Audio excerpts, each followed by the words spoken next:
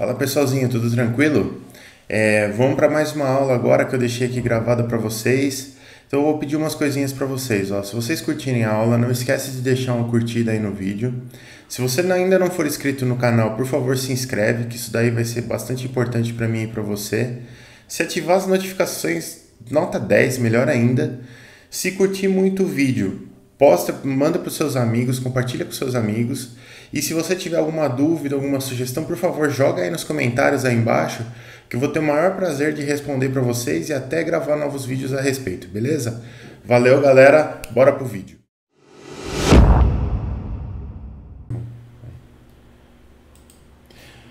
Ó, pessoal, vamos lá. Então, primeiramente, boa tarde barra boa noite para todo mundo aí.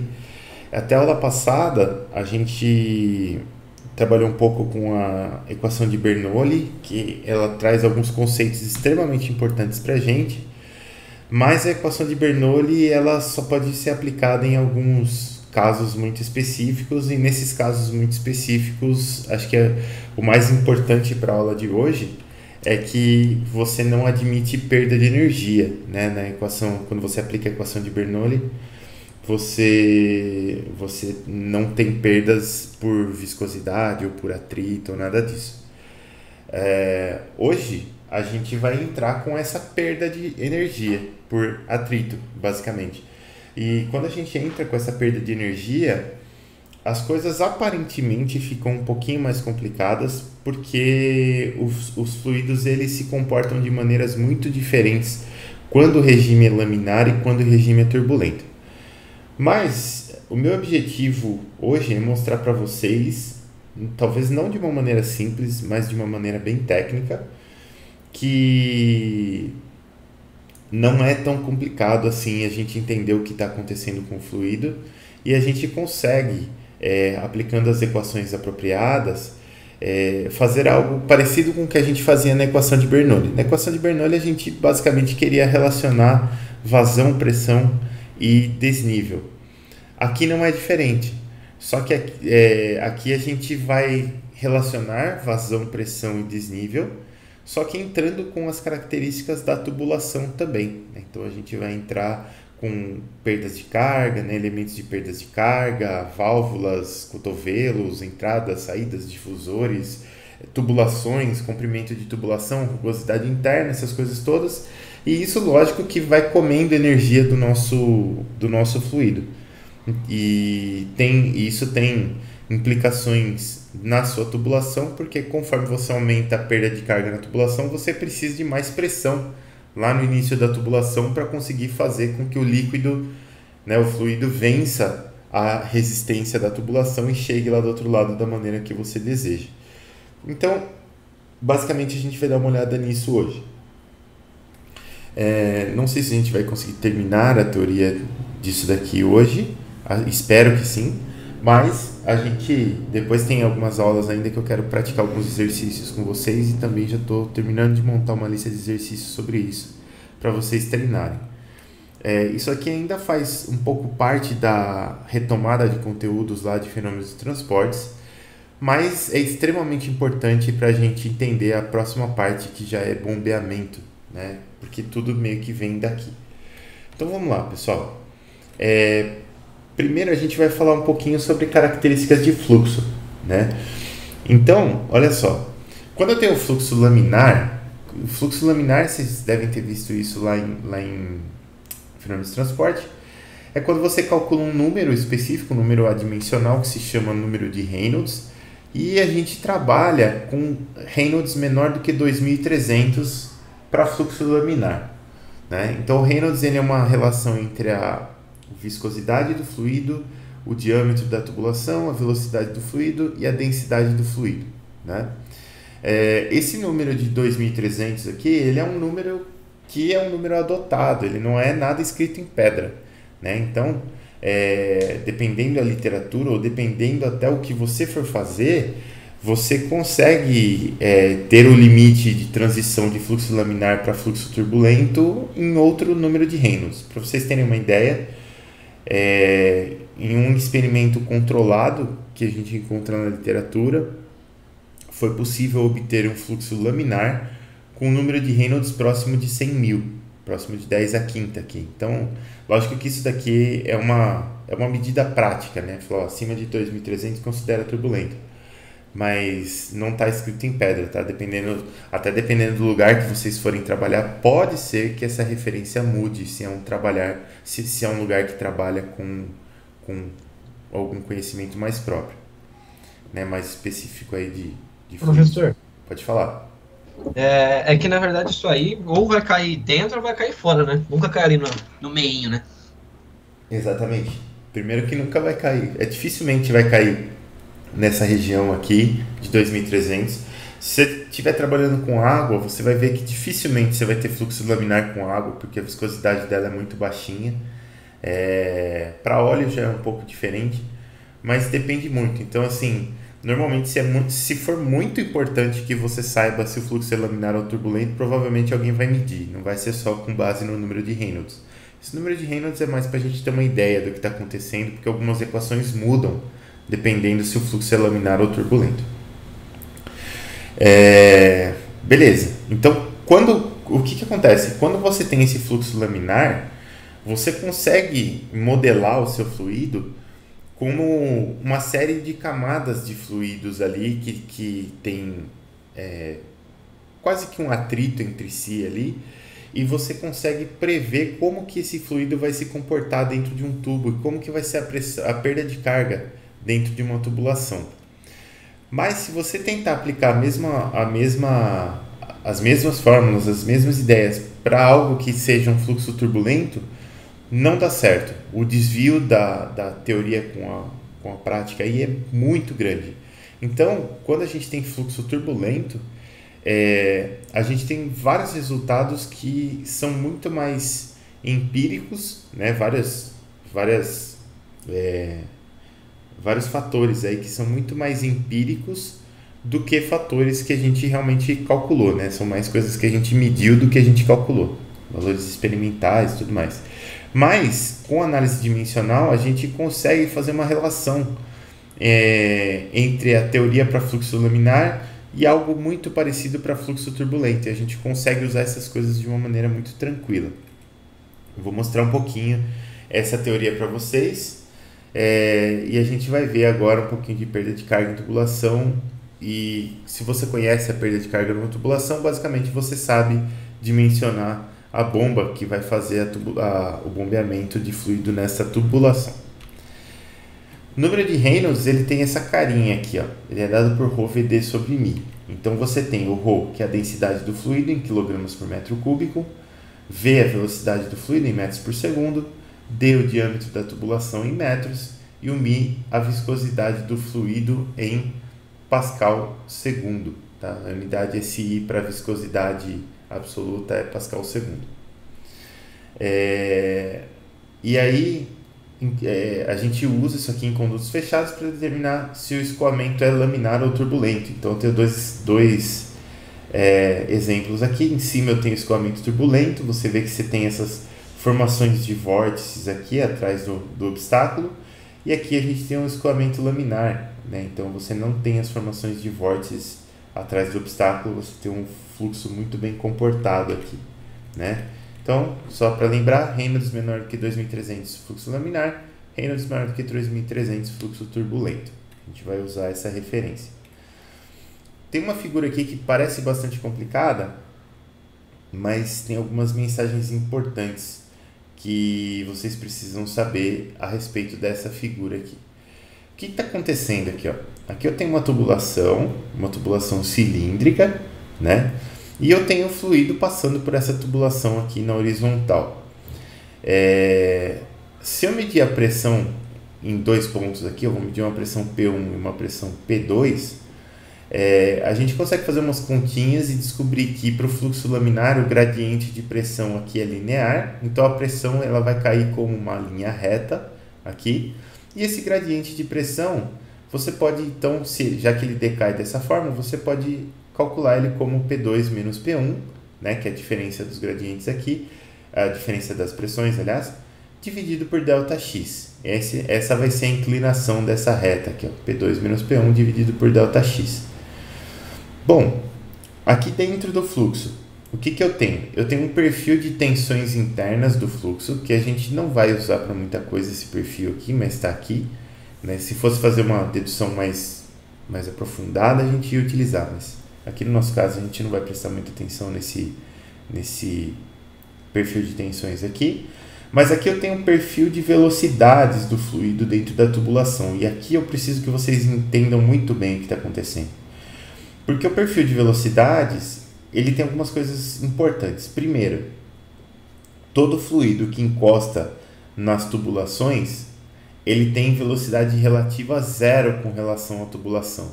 Então, a camada de fluido que encosta na tubulação está grudada na tubulação, está realmente grudada aqui, ó, né? O fluido que encostou na tubulação, ele não anda junto com o restante do fluido, ele não desliza, ele fica parado aqui.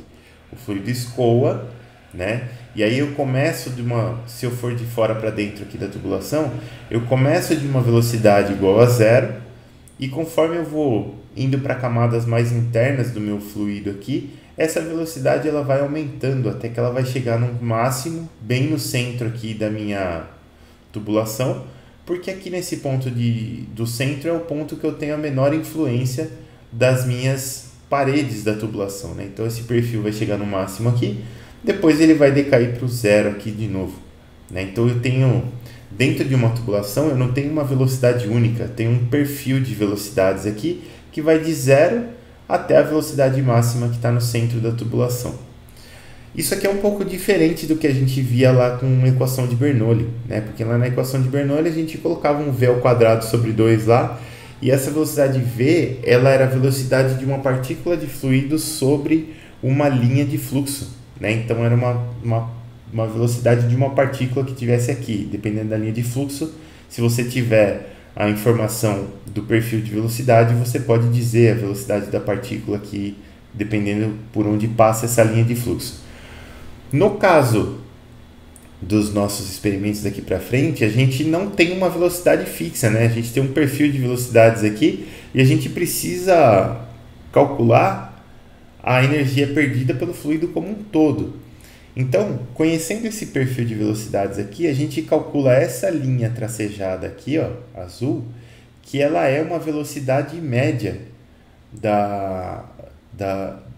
do meu perfil de velocidades aqui, né? Eu tenho um perfil de velocidade que vai do zero até esse máximo, que o máximo ele depende do diferencial de pressão aqui também, do raio e da viscosidade, né? E eu tenho uma velocidade média aqui, que ela vai me dar, essa velocidade média, ela é basicamente calculada a partir da vazão, né? Se eu pegar a vazão de fluxo que passa aqui e dividir pela área transversal, eu vou ter uma velocidade média. Quer dizer que essa velocidade média é a velocidade em todo o perfil? Claro que não. Quer dizer que se eu tirar a média de todas as velocidades no perfil, aí eu vou ter essa velocidade média aqui, tá? Mas lembrem-se que eu tenho um perfil de velocidades e eu tenho uma velocidade média, porque lá na frente a gente vai precisar diferenciar o perfil de velocidades da velocidade média. E a velocidade média é o que a gente vai acabar usando, tá? Então, eu acho que isso é o mais importante que a gente tem nessa figura aqui. Beleza.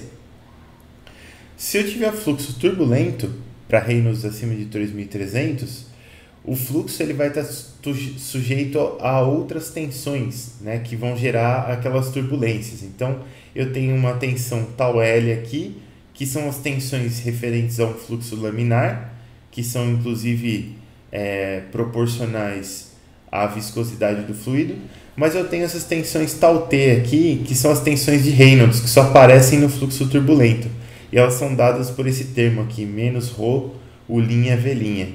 U' e V' são os gradientes de velocidades nas direções x e y do fluido, e o ρ é a densidade do fluido. Então, essas tensões de Reynolds aqui, elas são diretamente proporcionais à densidade do fluido e não à viscosidade.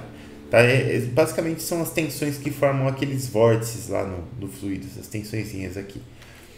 E por isso, pelo fato dessas tensões aqui existirem no fluxo turbulento, aquela análise de fluxo laminar ela não traz mais resultados que condizem com a realidade, porque quando você analisa fluxo laminar, você consegue fazer as contas só com esse termo aqui. Quando aparece esse outro termo, você não consegue mais resolver as equações e o negócio vira um caos. Bom, apesar de não conseguir fazer as contas, a gente consegue estimar um perfil de velocidade. A gente não vai precisar usar essa fórmula aqui, eu só coloquei aqui para vocês saberem, né? Mas tem uma formulinha aqui para você estimar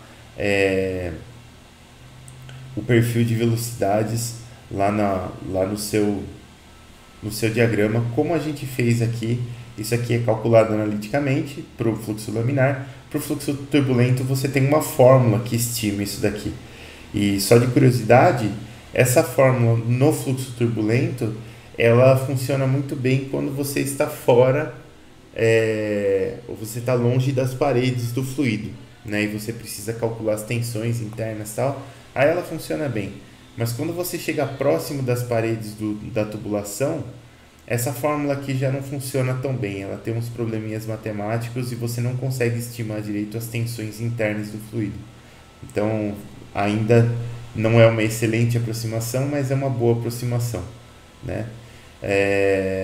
Aí a gente tem essas fórmulas aqui, elas são só umas formulinhas que a gente não vai precisar, né? Era só para ilustrar mesmo, então eu não vou entrar no detalhe de como que a gente usa elas.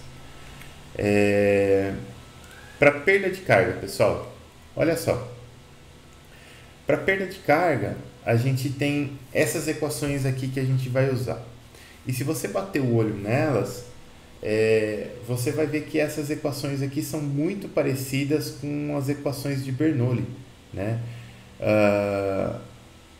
Então eu tenho um termo aqui, um HLT.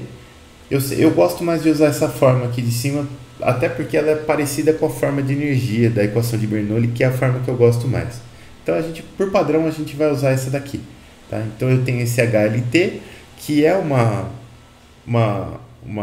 vamos dizer assim, uma energia que você perde por unidade de massa para o ambiente, por causa dos atritos internos em tubulação e tudo mais.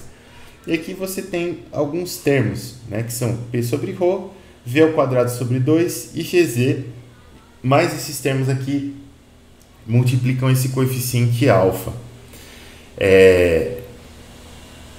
E aqui, ó, a diferença da forma de cima para a forma de baixo é que a forma de baixo é simplesmente a forma de cima dividida por G. Por que isso? Por que dividido por G? Porque aqui a gente fica na forma de alturas, né?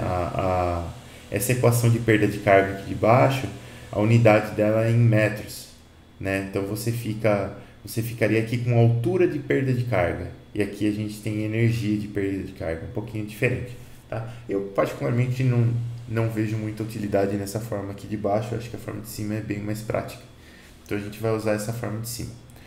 E aí você pode lembrar da equação de Bernoulli, que está aqui, né? Então essa daqui é a equação da perda de carga que a gente vai usar, e essa daqui basicamente é a equação de Bernoulli, né? E aí sim, você pode se perguntar o que está acontecendo com o alfa aqui, né? Por que eu não tenho o alfa aqui, ó? Inclusive tem um errinho aqui no slide, mas eu já vou corrigir já. Pera aí. Só um momento.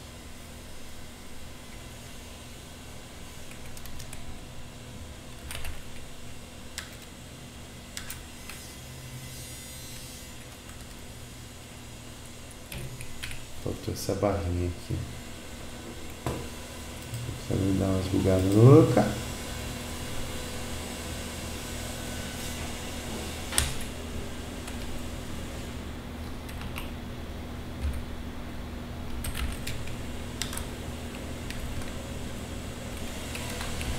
Agora sim.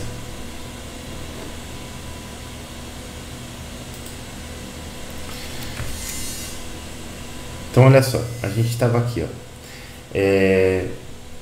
Faltou essas barrinhas aqui, eu não vi. Lembra que eu falei para vocês que a gente ia precisar fazer uma diferenciação entre velocidade absoluta e velocidade média. Repara que essas fórmulas não são absolutamente iguais. Na verdade, essencialmente, essas fórmulas são muito diferentes, apesar da similaridade, né? Aqui na fórmula de Bernoulli, eu estou usando velocidades absolutas, né? Que a gente estava em cima de uma linha de fluxo e eu estou usando a velocidade em cima daquela linha de fluxo, basicamente.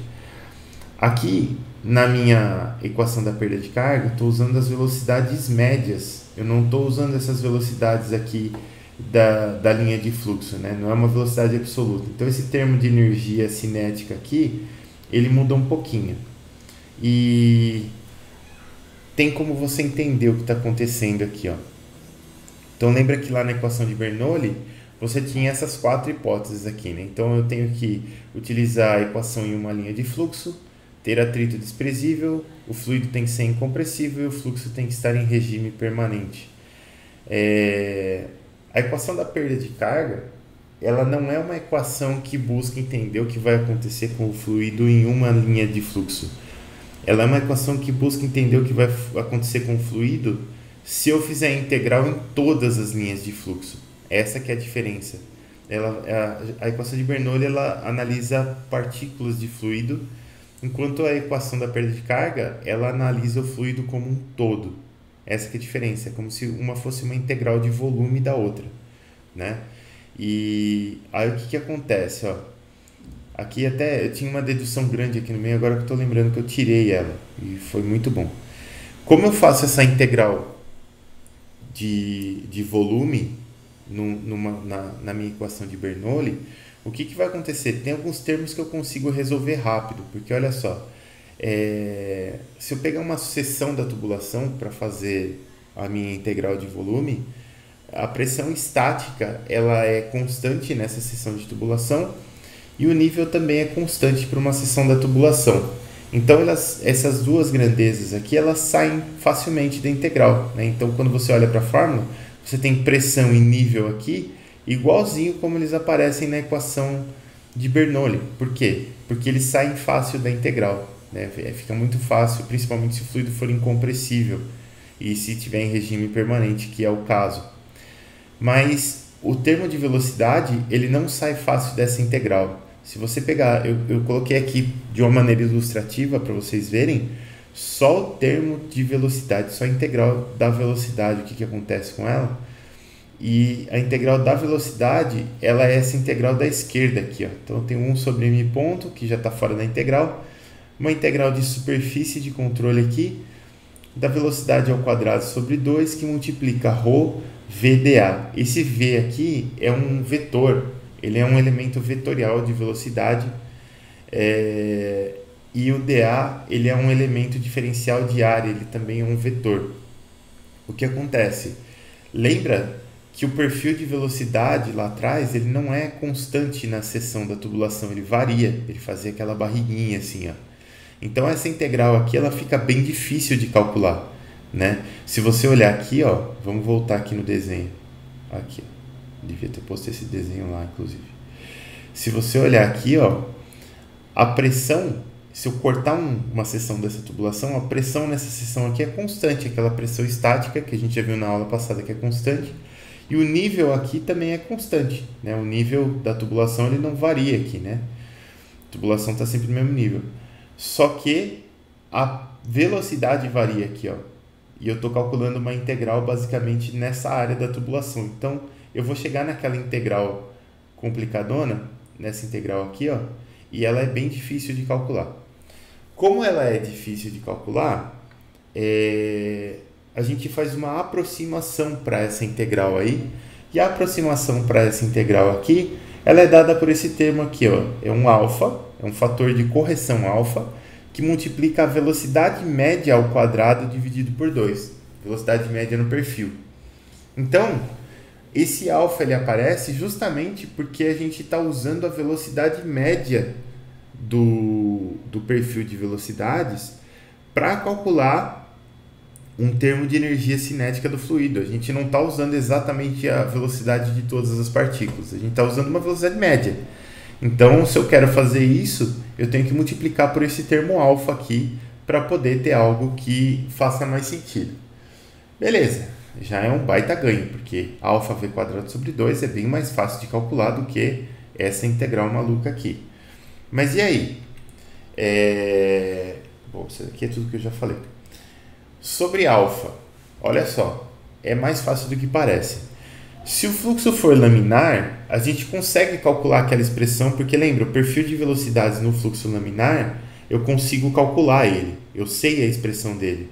E aí se a gente substitui a expressão lá tudo na integral, calcula a integral, tudo bonitinho, dá para fazer e você chega num alfa exatamente igual a 2. Então se o fluxo for laminar, a mensagem final é que alfa é igual a 2. Por que, que o alfa é igual a 2? De novo, porque a gente está usando velocidade média aqui, ó. Tá? Então a velocidade média ela é um perfil diferente de velocidades do que a velocidade de fato que existe ali. Então esse coeficiente alfa aqui acaba dando 2, não 1, como as pessoas esperam, porque tem v quadrado sobre 2 ali. Se o fluxo for turbulento, o alfa ele segue esta lei aqui, que também é uma lei empírica, não é nada assim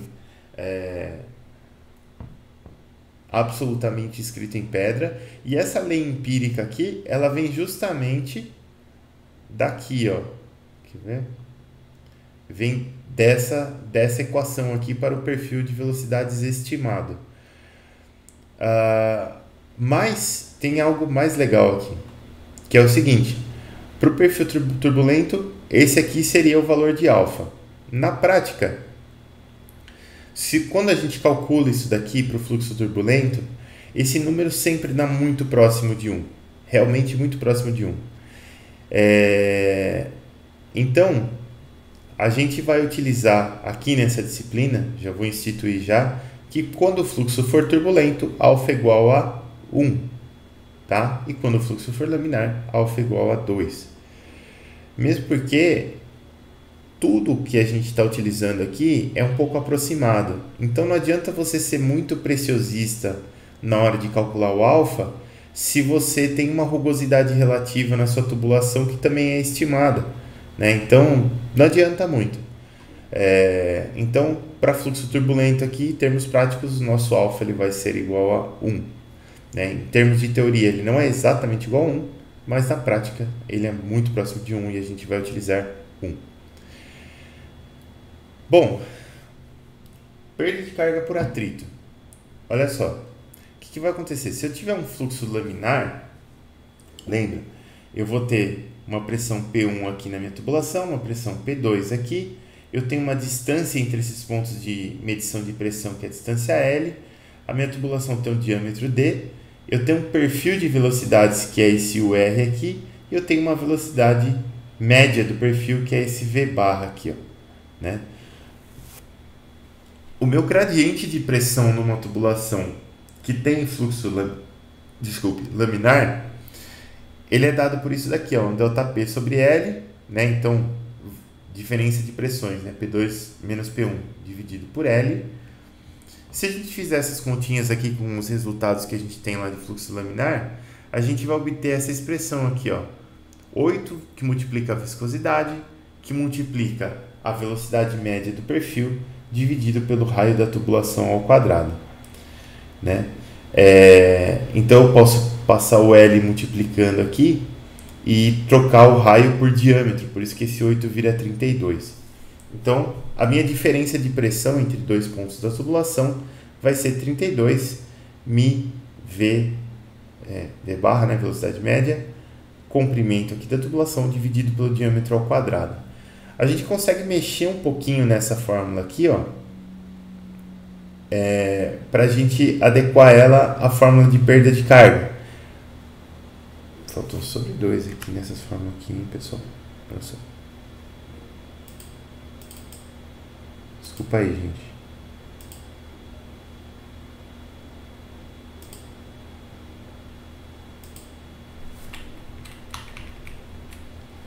Faltou sobre 2 aqui.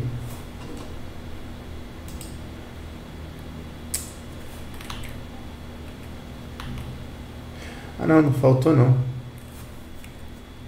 Esqueça disso. Tava certo.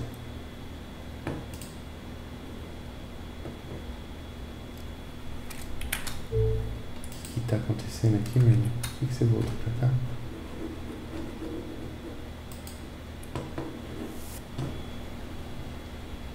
O que é isso, hein?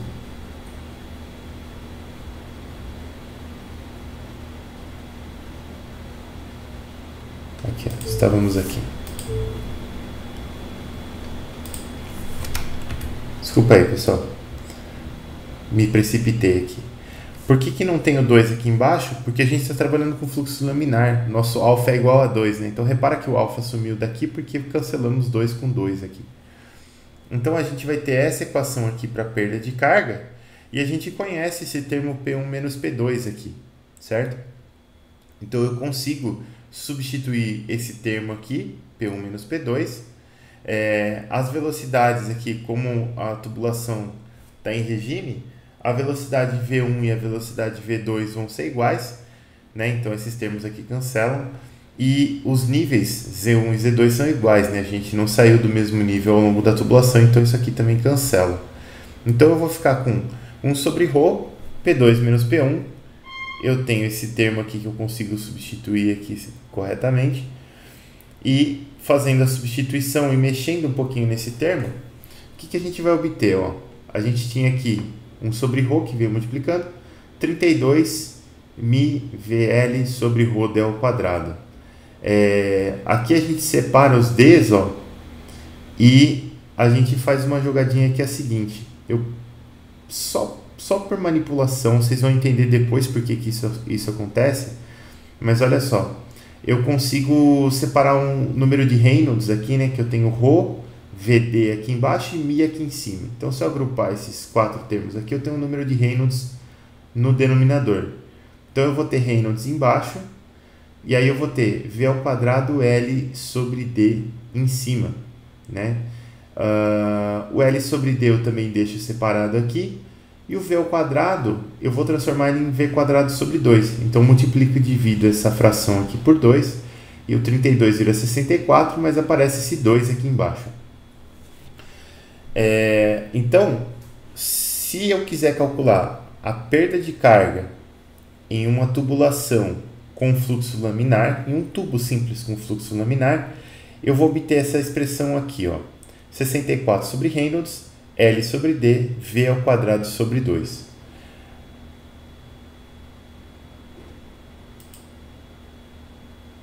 Pessoal, galera, vocês estão me ouvindo? Então sim, professor. Então, Sim. Tentando entender aí, mas tô. Não, beleza. É porque eu percebi que algumas coisas deram uma falhada aqui no meu computador, eu fiquei com a impressão que a internet caiu, mas acho que não. Então, beleza.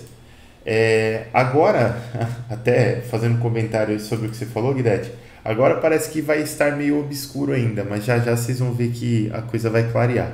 Só lembra que se eu tiver fluxo laminar, eu consigo substituir tudo aqui na minha equação de perda de carga e eu consigo chegar na perda de carga de um tubo específico. E essa perda de carga é dada por isso aqui, ó, 64 sobre Reynolds, L sobre D, V ao quadrado sobre 2, onde V aqui é a velocidade média agora que a gente vai usar. Bom, e se o fluxo for turbulento? Se o fluxo for turbulento, eu não tenho as formulinhas do fluxo laminar para calcular, né? Mas a gente pode usar um negócio que se chama análise dimensional.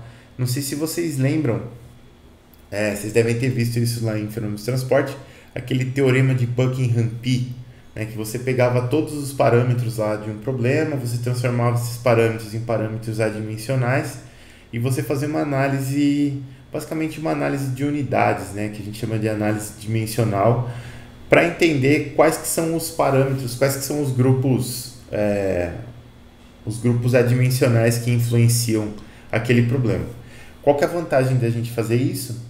A vantagem é que a gente consegue reduzir o nosso problema a um número mínimo de parâmetros e a gente consegue resolver alguns problemas, pelo menos a proporção entre alguns problemas, com esse número mínimo de parâmetros. Por que isso é importante nessa área aqui? Isso é importante porque imagina que você vai fazer um experimento em túnel de vento, por exemplo. E aí você quer fazer um experimento em túnel de vento para você submeter a asa de um avião a uma velocidade X. Beleza. Só que você tem um modelo em escala dessa asa, né? E aí a primeira pergunta é o seguinte: qual é a velocidade que você tem que aplicar no seu túnel de vento para que você, no seu modelo em escala, tenha um efeito que seja proporcional ao efeito que você vai ter no objeto em escala real, né? Sabendo que você consegue aplicar um fator de escala nas dimensões da asa, você consegue aplicar um fator de escala na velocidade do vento que você vai passar lá, mas você não consegue aplicar um fator de escala na viscosidade do ar, na densidade do ar. Vão ser as mesmas densidades e as mesmas viscosidades que você vai encontrar num voo de verdade. Então, assim, se eu não consigo escalar todos os parâmetros, como é que eu consigo tirar correlações entre experimentos em escala e experimentos na vida real? Ou como que eu consigo correlacionar experimentos que têm escalas diferentes, né? E tudo isso vem dessa análise dimensional. Se eu fizer análise dimensional para esse problema do escoamento num conduto aqui, para fluxo turbulento, pode ser para o fluxo laminar também, mas para o fluxo turbulento, o que a gente vai ter como parâmetro? Bom, eu estou tentando calcular o diferencial de pressão, igual a gente calculou aqui, o diferencial de pressão. E esse diferencial de pressão vai ser uma função da velocidade média do fluido, do comprimento da minha tubulação, do diâmetro da tubulação, da viscosidade do fluido, da densidade do fluido e, agora, da rugosidade interna da superfície da tubulação aqui, que é esse Ezinho. Esse Ezinho vai me dar uma medida da rugosidade da tubulação. Bom, daqui para frente é a aplicação do teorema de Buckingham-Pai lá, para a gente poder reduzir a quantidade de parâmetros que aparece aqui e conseguir entender como é que isso aqui funciona. Se você aplicar a teoria, que eu também não vou ficar entrando a fundo nela aqui agora, porque é uma etapa da solução aqui. Na verdade é uma etapa muito bonita, mas é uma etapa da solução. Você consegue reduzir esse problema a 4 parâmetros básicos, adimensionais todos, né? Quer dizer que, quando eu falo que eles são adimensionais, quer dizer que todas as unidades se cancelam aqui. Ó. Se você pegar, por exemplo, E é rugosidade, é dada em unidade de comprimento, D é diâmetro, é comprimento. Então, eu tenho comprimento por comprimento. Aqui também, comprimento da tubulação por diâmetro, isso aqui cancela.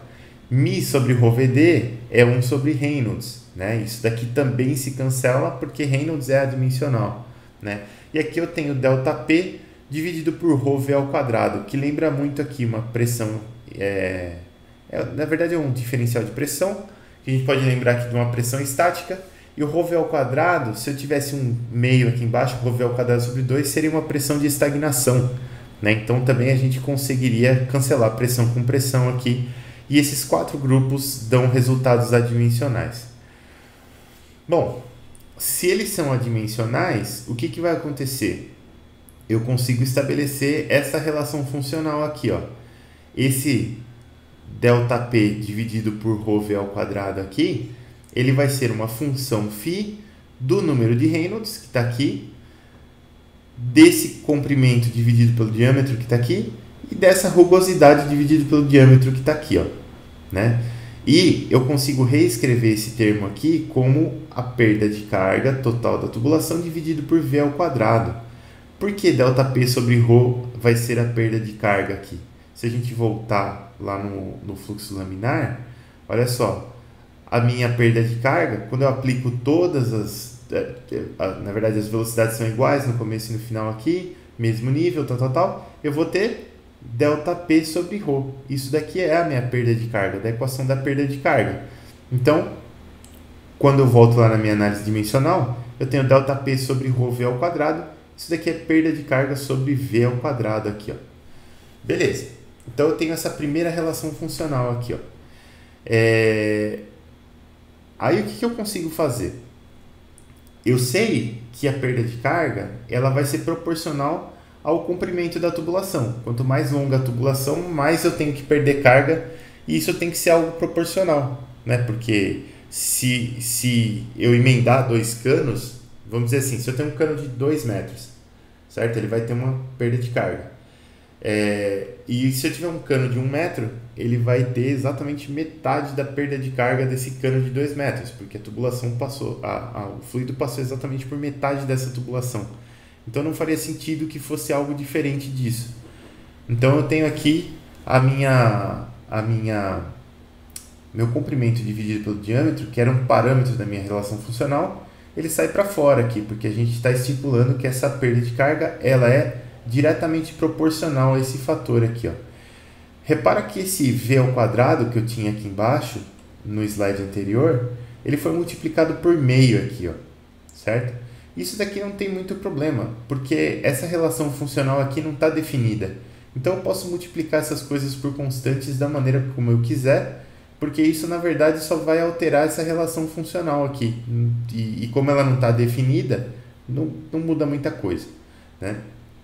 Mas o que acontece? Eu sei que a perda de carga dividido por meio de velocidade ao quadrado é igual ao produto, o quociente L sobre D, que multiplica essa nova relação funcional aqui, que é uma funçãozinha que depende do número de Reynolds e dessa rugosidade relativa aqui, que é a rugosidade dividido pelo diâmetro da tubulação. Calma que vai ficar mais tranquilo daqui para frente. Por quê? Porque essa relação funcional aqui, ó, é algo que a gente mede. Isso aqui a gente mede, né? Repara, velocidade média do fluido na tubulação você obtém facilmente se você tiver uma medida da vazão, né? Vazão dividido por área vai me dar a velocidade média. Comprimento e diâmetro da tubulação é só medir, não tem problema nenhum. Perda de carga é algo que a gente quer calcular e às vezes tem tabelado e tudo mais. E essa relação aqui entre, que é uma relação que seria um fator aqui, né, que multiplica esse L sobre T para obter a perda de carga, que depende do número de Reynolds e da rugosidade relativa, ela é algo medido, né? Esse cara aqui, a gente chama ele de fator de atrito, né? E se eu chamar esse fator de atrito de F e jogar esse meio de V ao quadrado para cima aqui, eu vou ficar com essa expressão aqui, ó. Minha perda de carga é F, L sobre D, V ao quadrado sobre 2. Repara que lá dos meus resultados analíticos do fluxo laminar, a minha perda de carga era 64 sobre Reynolds, L sobre D, V ao quadrado sobre 2. Então, olha só que coisa maravilhosa. No fluxo laminar, a perda de carga é isso daqui, ó, 64 sobre Reynolds, L sobre D, V ao quadrado sobre 2. No fluxo turbulento, através da análise dimensional, a gente conseguiu entender que a perda de carga ela seria um fator de atrito F, que multiplica L sobre D, que multiplica V ao quadrado sobre 2. Ou seja, isso aqui dá dois indícios para a gente. Primeiro indício, que esse fator F aqui, ó, lembra que ele dependia do número de Reynolds e da rugosidade relativa da tubulação. Se eu olhar aqui, ó, esse 64 sobre Reynolds, ele é basicamente o meu fator de atrito, né? Só que para o fluxo laminar. E para o fluxo laminar, repara que ele não depende da rugosidade da tubulação, mas para o fluxo turbulento ele depende da rugosidade da tubulação, né? Então, isso é um resultado muito bacana, porque lá no fluxo laminar a gente realmente, quando você está fazendo a continha, quando você está modelando, você não precisa entrar com a rugosidade da tubulação. E isso não faz diferença aqui. Mas no fluxo turbulento, até por causa daquelas tensões de Reynolds que eu mostrei para vocês, aquelas tensõezinhas cruzadas, você acaba dependendo dessa rugosidade também. E aparece esse número F aqui, ó. Aí olha só que legal. Para a gente ler este F aqui, a gente vai ter que ir para um diagrama, que é o diagrama de Moody, né? O diagrama de Moody ele vai dar para você o valor de F, dado um valor de número de Reynolds e dada uma rugosidade relativa. Então tá aqui, ó. Esse é o diagrama de Moody. Não sei se vocês chegaram a ver isso daqui lá em Fenômenos de Transporte, mas gostaria muito que vocês tivessem visto, porque isso aqui é essencial. Então, olha só, o que eu tenho nos eixos aqui, ó? Primeiro que eu tenho dois eixos Y aqui, ó. Esse eixo Y da esquerda, ele é o meu fator de atrito, né? Então, eu tenho o fator de atrito aqui. O eixo Y da direita, ele é a rugosidade relativa, é a rugosidade dividida pelo diâmetro da tubulação, tá aqui. E aqui embaixo, o eixo X, ele é o número de Reynolds, né? Lógico que está em escala log aqui, precisa ler o gráfico em escala log, tudo bonitinho. E aí, como é que eu vou ler um número F aqui, ó? Como que eu vou ler um fator de atrito? Bom, aqui está desenhado no diagrama, mas se não estivesse desenhado no diagrama, também não teria problema, porque o fator de atrito para quando você tem fluxo laminar, que é Reynolds abaixo de 2.300 aqui, ele é 64 sobre Reynolds, né? Ele não depende da rugosidade relativa. Então, nesse gráfico aqui faz todo sentido que ele seja só uma linha aqui e acabou, porque ele já não depende dessa rugosidade relativa. Então, a gente praticamente nem usa esse gráfico aqui se a gente estiver falando de fluxo laminar, porque o fator de atrito é 64 sobre Reynolds. Se eu tiver em fluxo turbulento, muda um pouco, porque eu tenho algumas regiões aqui, ó, né? Eu tenho, vamos começar do lado direito aqui, ó. Esse lado direito, a gente fala que é a zona totalmente rugosa, né? Ou a zona de alta rugosidade. Quando eu estou desse lado aqui, ó, eu tenho números de Reynolds muito altos, né? Então você vê que essas curvas azuis aqui, que vão me dar o fator de atrito, elas variam para números de Reynolds um pouco mais baixos, dependendo da sua rugosidade relativa. Mas quando você aumenta muito o número de Reynolds, ela passa a ficar independente da rugosidade relativa, né? Ou, contrário, ela passa a ficar independente do número de Reynolds, né? Dado uma rugosidade relativa, você vai ter aqui quase uma linha reta aqui, ó. Para vários números de Reynolds, você tem o mesmo F aqui. Mas, se o número de Reynolds for baixo para essa rugosidade relativa, você tem uma variaçãozinha aqui, ó. Aí você tem uma zona aqui, ó, que é uma zona onde você tem essa variação do fator de atrito com o número de Reynolds e com a rugosidade relativa, que é onde a gente tem essas curvas ascendentes aqui, ó, né? E aí não tem jeito, aí você precisa cruzar aqui um número de Reynolds com uma rugosidade relativa para você chegar numa curva dessa azul, e dessa curva azul você vai ler o seu fator de atrito. E aí, se você tiver tubos com rugosidade relativa extremamente baixa, que a gente chama de tubos lisos, né? Aqui está como smooth pipes aqui. Então você vai seguir essa linha de baixo aqui, ó. Você tem uma linha limite para o fator de atrito, e essa linha limite aqui, ela vai ser a linha para rugosidade relativa próxima de zero ou igual a zero. Então, dado o número de Reynolds aqui, você consegue ler também aqui por baixo um fator de atrito.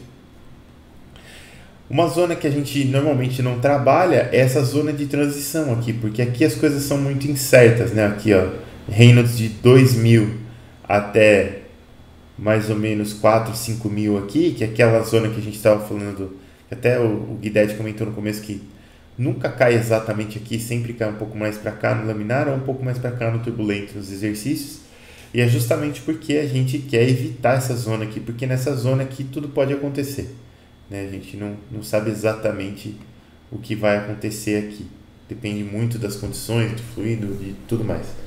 Então essa zona aqui a gente não trabalha muito, mas zonas da direita a gente trabalha muito e zonas da esquerda aqui a gente trabalha muito também. Esse diagrama de Moody aqui, para complementar para vocês, lembra? Ele vai dar para a gente o fator de atrito e ele depende de duas coisas. Ele depende da rugosidade relativa, que está aqui, e ele depende do número de Reynolds, que está aqui, ó. Tem umas formas para você calcular essas curvas aqui, e eu montei para vocês uma planilha na qual vocês já vão ter esse resultado calculado. Deixa eu só achar. Não é essa pasta. Também não é essa pasta, mas... Peraí. Já tinha preparado ela no semestre passado. Então tá aqui. Transporte, materiais, diagrama de Moody. Olha só. Eu vou deixar aqui, depois eu subo lá para vocês. Listas. Não, também. Check-ins. Então tá aqui, ó. Essa planilha do diagrama de Moody aqui, ela basicamente vai dar pra gente, ó, inclusive ela tá aberta aqui. Ela vai dar pra gente um valor do diagrama de Moody, conforme você dá aqui a rugosidade relativa e o número de Reynolds. Então vamos dar dois chutes aqui, para uma rugosidade relativa de 0,005 e um número de Reynolds de, sei lá, 40.000. Olha aqui, ó. Meu fator de atrito Tem duas aproximações aqui, ó. Uma das aproximações é essa de Coldbrook aqui, que é aquela que foi usada para gerar aquele diagrama, e a outra é essa de Haaland aqui, que às vezes os autores usam também, por isso que eu implementei aqui. Mas normalmente a gente vai usar essa primeira aqui, porque ela é bem legal para Reynolds de 2.300 para cima. A de Haaland ela funciona melhor para Reynolds de 3.000 para cima. Mas olha só, com esses parâmetros aqui a gente conseguiu um fator de atrito de 0,32. Se eu for lá no meu diagrama, o que vai acontecer? A gente chutou. Peraí, vamos ver lá. Já não lembro nem o que eu chutei. A gente chutou aqui, ó, rugosidade relativa de 0,005 e Reynolds de 40.000. Então vamos lá. 40.000 é 4 vezes 10 a quarta. É 4 vezes 10 a quinta, na verdade. Não, é 4 vezes 10 a quarta, tá certo. Eu chutei bem na zona de transição aqui, ó. Vamos chutar algo mais pra frente. Vamos colocar 200.000 aqui. Pronto. Agora deu 0,3008 aqui, ó. Reynolds de 200.000 e rugosidade relativa de 0,005. Vamos lá. Reynolds de 200.000, que é 2 vezes 10 a quinta, é essa linha vertical aqui, ó. Rugosidade relativa de 0,005. Também não tem uma linha aqui, tem de 4 e tem de 6. É um professor muito bom de chute, como vocês podem perceber. Nós estamos entre essas duas linhas aqui, ó. E a linha vertical é essa daqui. Então a gente tem alguma coisa aqui, ó, que estaria mais ou menos nessa linha aqui, ó. Esta linha aqui vai me dar, ó, essa linha aqui. Eu tenho 0,03, 1, 2, 3, 4, 5, 0,04. Só que essa escala aqui é logarítmica, né? Então eu teria... vamos dividir mais ou menos por 5 aqui, vai. Então, 1, 2, 3, 4, 5. Vamos dividir mais ou menos por 5. Eu estou pegando esse segundo aqui de 5, então aqui a gente está lendo mais ou menos 0,34, mas a leitura foi péssima aqui também, né? Vamos chutar algo que tenha na tabela. Por exemplo, esse aqui, ó. Esse 004 tem na tabela certinho. Vamos lá. Agora sim, 200.000, tá aqui, ó, 2 vezes 10 a quinta. E a gente vai pegar a linha de 0,004, que é esta linha aqui, ó.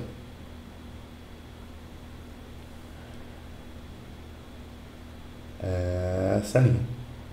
E ainda deu pra cima de 0,3, tá vendo? Aqui, peraí. 2 tá aqui, cara. Não, deu pra baixo, ó, eu tava lendo no ponto errado.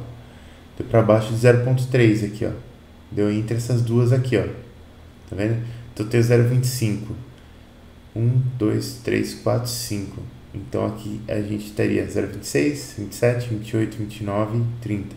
Deu aqui 0,29 alguma coisa.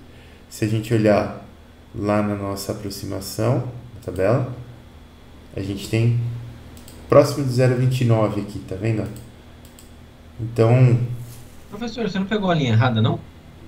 Peguei a linha errada? Deixa eu ver. São 200.000, 2 vezes 10 a quinta, certo? Isso. Aqui. E a de 0,04 é a de cima, né? O mouse some bem na hora. É essa daqui, ó. Ó, tá vendo, ó? Deu mais perto de 0,032 aqui, tá vendo? Enfim, talvez não seja exatamente aquela fórmula que foi utilizada para gerar esse diagrama aqui. Mas vocês vão ver que, por exemplo, se eu chutar esse número de Reynolds para cima, ó, no 004 aqui, ó, se eu chutar o número de Reynolds para cima aqui, quer ver? Você pegou certo, professor. Pegou a linha certa, acho. Deu certinho, deu 0,29. É que esse diagrama ele é meio ruim de ler mesmo, ele não é facinho de ler, ainda mais com mouse assim. Mas se eu chutar esse número de Reynolds aqui para, sei lá, 3 vezes 10 oitava, por exemplo, olha só, dá 0,284, que a gente estaria aqui, ó, já nessa 3 vezes 10 oitava tá aqui, tá vendo? 0,04, estamos aqui. se eu seguir essa linhazinha aqui, a gente está mais ou menos no 0,28 aqui, tá vendo? Então é meio que são aproximações. Por isso que eu falei para vocês anteriormente, aquele alfa lá, não adianta você calcular ele tão milimetricamente assim, porque você não tem boas aproximações para o F. Então, assim, não muda muita coisa. Mas, enfim, a gente tem aquela planilha lá que faz a aproximação, ou se você quiser ler do diagrama também, fique à vontade. Eu tenho o costume de usar a planilhinha aqui, mesmo porque o livro dizia que esse diagrama foi gerado com essa aproximação aqui de cima, estamos vendo que talvez não necessariamente, mas, enfim, pelo menos a gente tem alguns resultados aqui de fator de atrito para utilizar. Então o segredo é escolhe um valor e depois põe um fator de segurança lá na frente alto. Tipo assim, quando você vai calcular, se eu for calcular tipo uma potência de uma bomba, eu jamais vou utilizar só o número que deu, né? Você vai colocar um fator de segurança aí, sei lá, de 20%, 30%, 50%, dependendo, né? Então, é sempre bom. E outra também, a rugosidade interna da tubulação, ela varia com o tempo, né? Igual lá em máquinas térmicas, você pode ter incrustações, oxidações, tudo mais.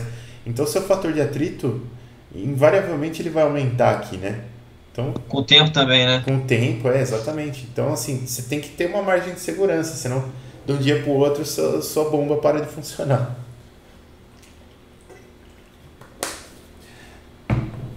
E aí, pessoal, vamos ver aqui, ó. Aqui a gente vai entrar nas perdas concentradas, já é um assunto longo para continuar hoje. Então vamos parar por aqui hoje, nessa parte de diagrama de Moody aqui e tudo mais. E aí na aula que vem a gente continua e faz os exercícios. Tem umas perdazinhas de carga, uns exercícios aqui. Eu estou preparando uma lista também para vocês. Aí vai ficar tranquilo.